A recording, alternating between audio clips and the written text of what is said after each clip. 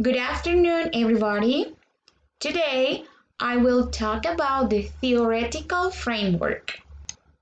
My name is Grayly Fernandez, and I will be discussing the title of this research, the relationship between the multiple intelligences and the style of learning in virtual classrooms. Now, this is the agenda for this theoretical framework. As the first point, I will mention the purpose. As the second point, I will mention the main representative. As the third point, I will talk about the previous research. And point number 4, I will discuss the local works. As you can see, there are some purposes of this theoretical framework. The first one is to explore what theories and models other researchers have already developed related to multiple intelligences and styles of learning in virtual classrooms. The second purpose of this theoretical framework is to present and explain all information about previous research of multiple intelligences and the style of learning in virtual classrooms. As third point, this research is based on multiple intelligences and styles of learning theories in virtual classroom, which in turn stem from some areas of knowledge, which are psychology and education. Firstly, let's talk about the main representative about multiple intelligences and the styles of learning. One of the most important representative of this theory is Howard Gardner. He proposes the theory of multiple intelligences in 1983. This theory proposes that people are not born with all of the intelligence they will ever have. It means that this theory challenged the traditional notion that there is one single type of intelligence that only focuses on cognitive abilities. This author also proposed the theory of frames of mind. All the type of intelligences may differ individually based on genetic or experience. To broaden this notion of intelligence, Gardner introduced 8 different types of intelligences, consisting of linguistic, logical, mathematical, spatial, bodily, kinesthetic, musical, interpersonal, intrapersonal, and naturalist. The linguistic intelligence is the ability to express oneself using words and language. This is also known as verbal linguistic intelligence. This intelligence is unique because it is most commonly shared human ability. It also allows us to apply meaning to words and express appreciation for complex phrases. This intelligence can be through reading, writing, and sharing stories orally. So students will be able to marvel at the use of language. The logical intelligence means that students demonstrate excellent reasoning skills, abstract thought, and the ability to infer based on patterns. Students are able to make connections based on the prior knowledge and are drawn to categorization, patterning, and relationships between ideas. Regarding to spatial intelligence, students are visually artistic people. They also have abilities that include manipulating images, graphic skills, and spatial reasoning, anything that would include more than two dimensions. The careers that are directly linked to spatial intelligence include many artistic vocations, for example, painters, architects, or sculptors, as well as careers that require the ability to visualize, such as pilots or sailors. Now, with the bodily intelligence, students have the ability to manipulate both the body and the objects with a keen sense of timing. This type of intelligence can be demonstrated in the form of physical skills, for example, athletes and dancers, or in precision and steady movements such as surgeons and craft people. Next, we have the musical intelligence. In this intelligence, students are often a sensitive listener. They can also reflect or reproduce music quite accurately. For instance, they can be musicians, conductors, composers, and vocalists. People with this type of intelligence are able to distinguish between specific tones and rhythms that other intelligences may miss. People with interpersonal intelligence can often accurately assess the feelings and motivations of others.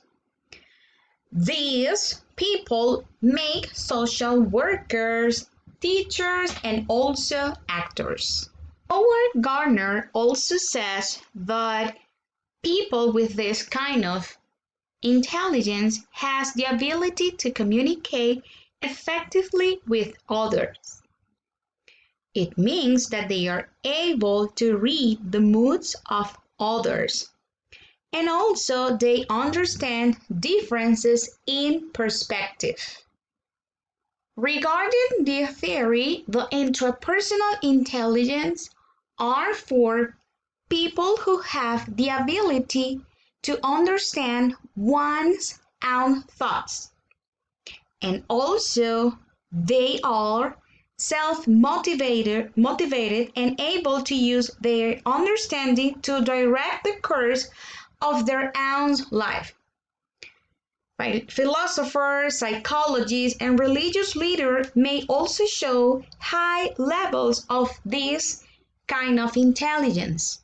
Finally, we have the naturalist intelligence. This type of intelligence are for people who show a sensitivity to features in the natural world. It means that they have the ability to distinguish between living and non-living things, which are notably more valuable in the past when humans were often farmers, hunters, or gatherers. Nowadays, this type of intelligence has evolved to more modern day roles such as a chef or a botanist. On the other hand, we have another representative for the theory styles of learning. He is Carl Jung, and he proposed this theory in 1927.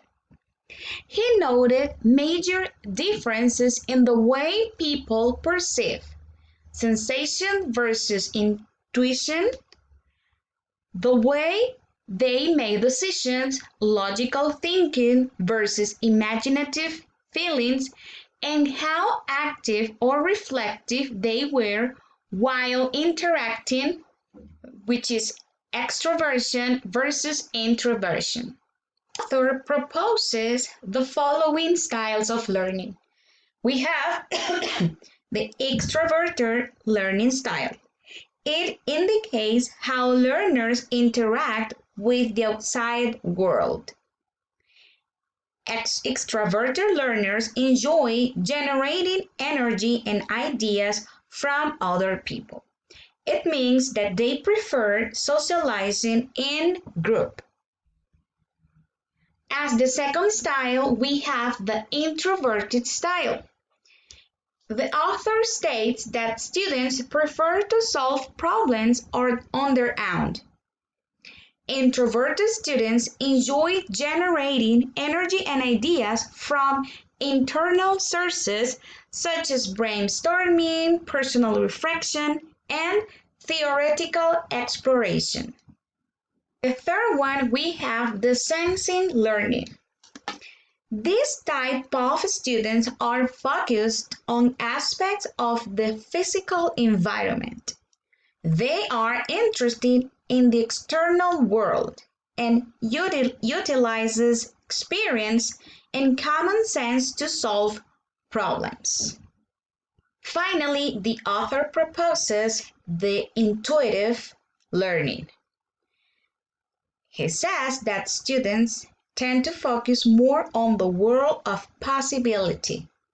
They enjoy considering ideas, possibilities, and potential outcomes. These students like abstract thinking, daydreaming, and imagining the future. By way of contrast, we have another representative for the learning styles theory. His name is Neil Fleming. He proposes his theory in 1987. He proposes 4 styles of learning. The first, visual learners. Second, auditory learners. Third, reading and writing learners. And 4, kinesthetic, which means physical learners.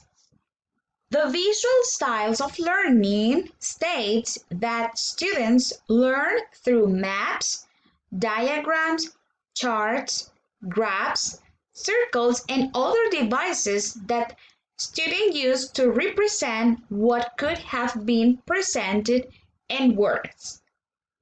Second, we have the auditory.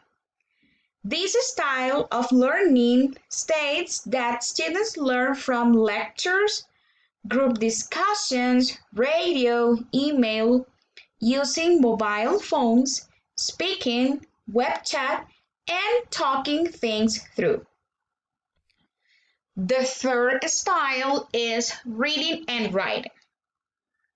This style proposes that students' information are displayed as words. Not surprisingly, many teachers and students have a strong reference for this mode, being able to write and read well. This style emphasizes text based on input and output, reading and writing in all its forms, but especially manuals, reports, essays, and also assignments. Finally, we have the kinesthetic style of learning. This style says that students prefer to connect with reality. According to Fleming, it includes demonstrations, simulations, videos, and movies of real things for students. Now let's talk about previous research. In this section, previous research will be analyzed by author related to the topic of this study, which is the multiple intelligence and the style of learning. As the first research, we have the learning styles and multiple intelligences of EFL college students in Kuwait.